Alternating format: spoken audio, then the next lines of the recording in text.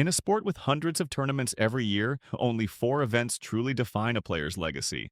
Did you know that the four majors we recognize today weren't always considered the most important championships in golf? Or that the PGA Championship was once a match play event that took nearly a week to complete? In this video, I'll break down the complete history of golf's major championships, how they evolved, what makes each one unique, and why they've become the ultimate measure of greatness in the sport. These aren't just tournaments.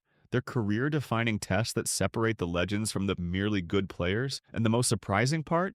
Some of the greatest golfers in history never won a single major, while others managed to win multiple majors despite never being considered the best player of their era. The evolution of the majors. The concept of major championships in golf wasn't always clearly defined. In the early 20th century, the U.S. Open and the Open Championship, often called the British Open by Americans, were considered the most prestigious events, but there was no formal recognition of major championships as we understand them today. Bobby Jones's 1930 Grand Slam, winning the U.S. Open, U.S. Amateur, British Open, and British Amateur in a single year, represented the pinnacle of achievement in that era. The term Grand Slam itself was borrowed from the card game bridge and coined by sports writer O.B. Keeler to describe Jones's unprecedented feat. At the time, amateur championships held status comparable to professional events, reflecting golf's roots as a gentleman's game. The modern concept of the four professional majors, the Masters, U.S. Open, Open Championship, and PGA Championship, solidified in the 1960s.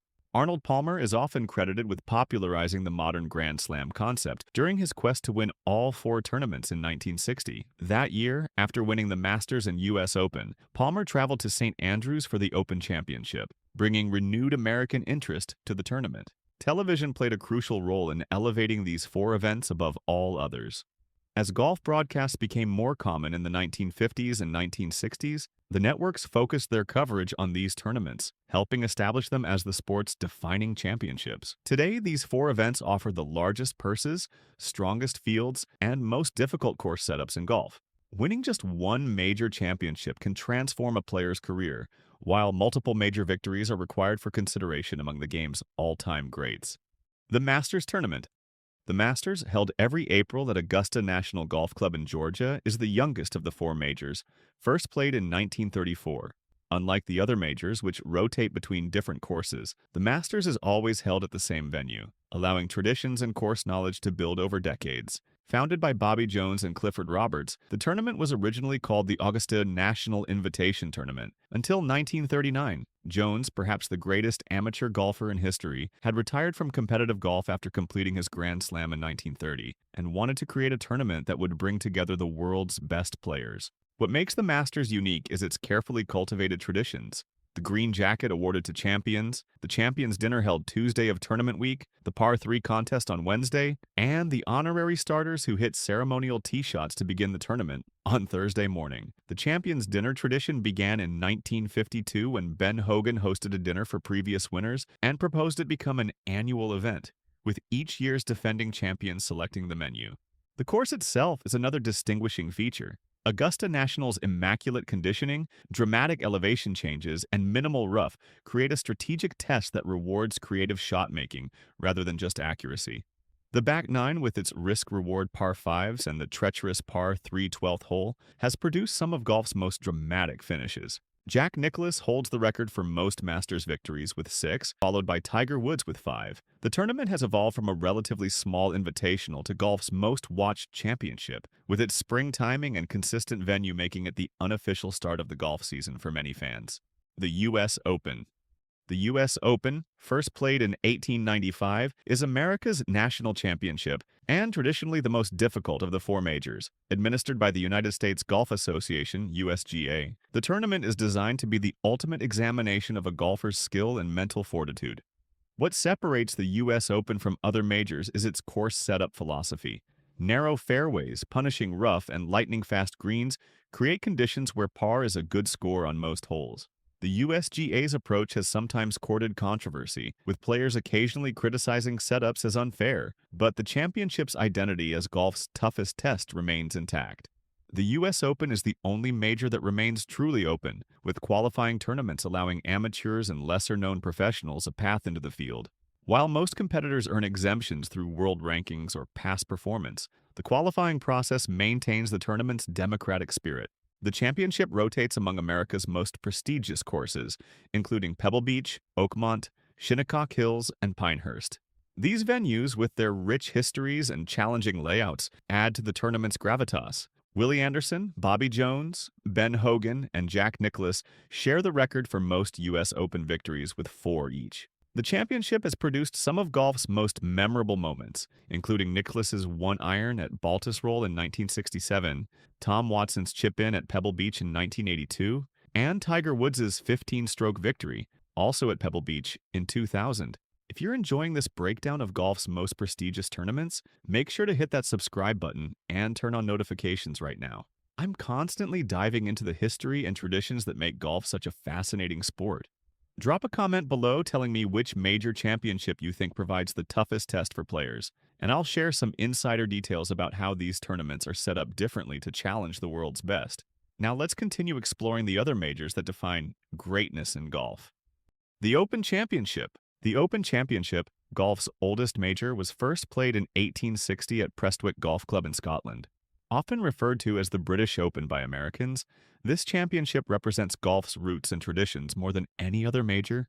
What distinguishes the Open is its links-style courses. Unlike the manicured parkland courses common in American golf, links courses are built on sandy coastal land, featuring firm fairways, pot bunkers, and few trees. These courses are heavily influenced by wind and weather, requiring players to adapt their strategy and shot selection constantly. The Open rotates among a small group of courses in Scotland and England, including St. Andrews, which is revered as the home of golf. St. Andrews holds this special distinction because golf has been played on its links since at least 1552, and the Royal and Ancient Golf Club was formed there in 1754. The Old Course at St. Andrews has hosted the Open more times than any other venue, connecting modern champions directly to the sport's origins. The championship's unique challenges include unpredictable weather, players can face rain, wind, and sunshine all in a single round, and unusual hazards like gorse bushes, heather, and the infamous pot bunkers that can require sideways escapes rather than advancement toward the green. Harry Vardon holds the record for most Open Championship victories with 6, achieved between 1896 and 1914. The tournament has produced some of golf's most dramatic moments, including the duel in the sun between Tom Watson and Jack Nicklaus at Turnberry in 1977, and Jean van de Velde's collapse at Carnoustie in 1999. The PGA Championship. The PGA Championship, organized by the Professional Golfers Association of America, was first played in 1916.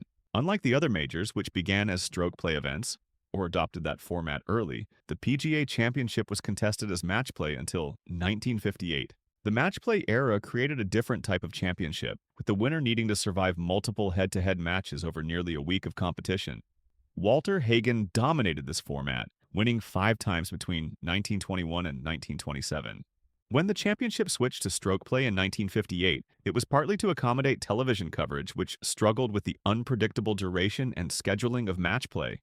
This change fundamentally altered the tournament's character, making it more similar to the other majors. The PGA Championship has traditionally been the most willing to experiment with its schedule and venues.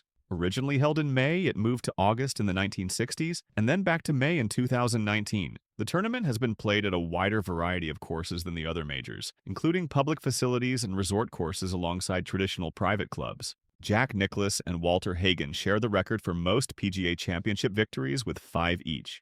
The tournament has produced memorable moments like John Daly's surprise victory as the 9th alternate in 1991 and Tiger Woods' playoff victory over Bob May in 2000. The importance of majors in defining greatness.